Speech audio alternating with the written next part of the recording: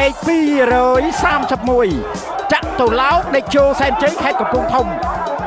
ខ្សែទឹកខាងក្រៅទុកពាក់ផ្លាកលេខ232គិរីវង្សសុកសែនជ័យ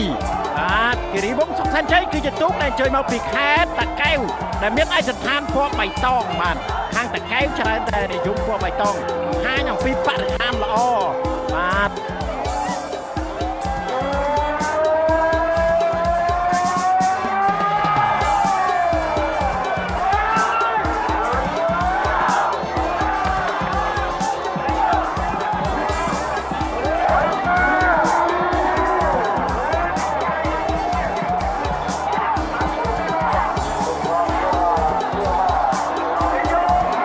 គូទី116នេះគឺគិរីវង្សសុកសែនជ័យបានមកដល់ខ្សែប្រត់ទទួលជ័យជំនះទៅលើចាក់ទៅឡោកដេជោសែនជ័យ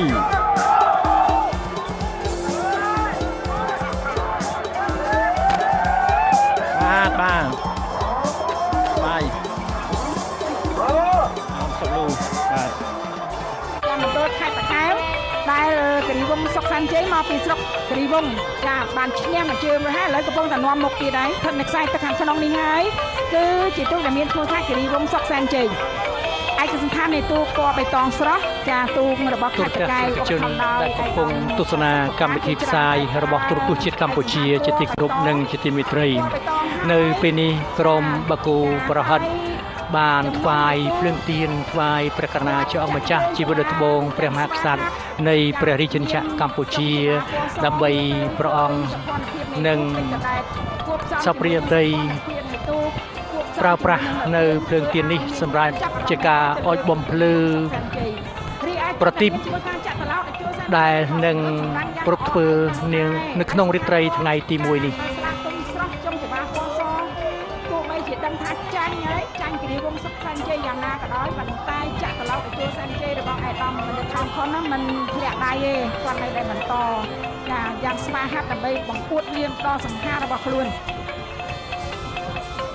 ចាសម្រាប់ទូកគូទី121ឃើញថាឯកសណ្ឋានតែមួយដូច្នេះបើអ្នកខ្ញុំមើលឃើញផ្ទាល់នៅក្នុងនេះគឺផ្ទុយគ្នាពីការតាមដានថតរបស់កាមេរ៉ាម៉ាន់របស់ទូរទស្សន៍ជាតិកម្ពុជាឯដោយសារថាមើលផ្ទាល់អញ្ចឹងដូចទូកតែមួយទូកឯកសណ្ឋានតែមួយចាឯកសណ្ឋានពណ៌តែមួយសៀសែនជ័យបារមីដែលចូលរបស់លោកអង្គញាតឹងសៀស្ថិតនៅខ្សែទឹកខាងក្នុងចារីឯគិរីវង្សសុកសែនជ័យរបស់ឯកឧត្តមសុកសកាន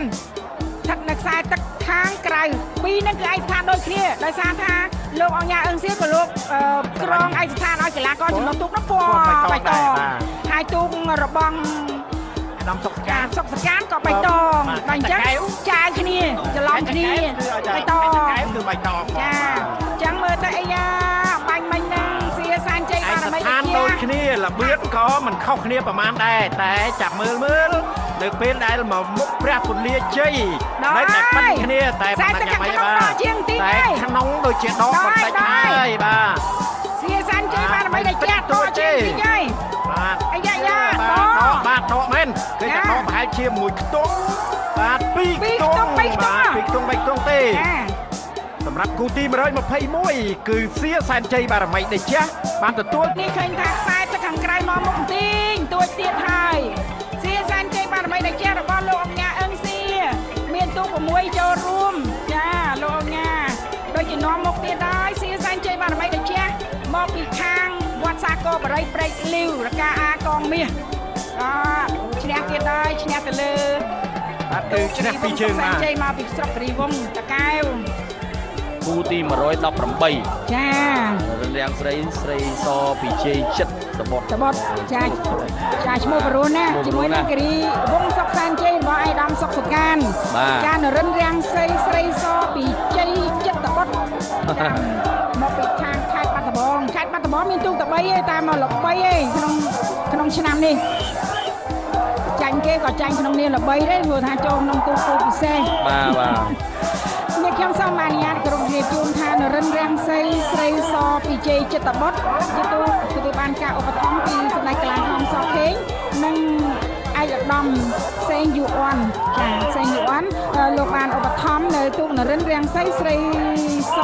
ជ័យចិត្តបុត្រនៅខ្សែទឹកខាងក្នុងឯកសណ្ឋានពណ៌ក្រហម គិរីវងសុកសែនជ័យឧបត្ថម្ភដោយអាយដាមសុកសុកានអ្នកតំណាងរាជខេត្តបាទតាកែវអាយ៉ាមិននាំមុខតែឥឡូវនេះខ្សែទឹកខាងក្នុងហាក់ដូចជាដកវិញ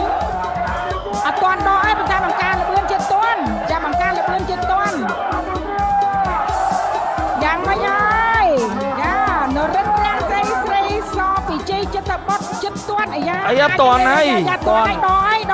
ដកហើយបាទចាខ្សែទឹកខាងក្នុងនរិនរាំងស្រីសពីជ័យចិត្តបុតរបស់សម្ដេចកលាហោមឧបនាយករដ្ឋមន្ត្រីជាមួយនឹងឯកឧត្តមសេងយូអ៊ុន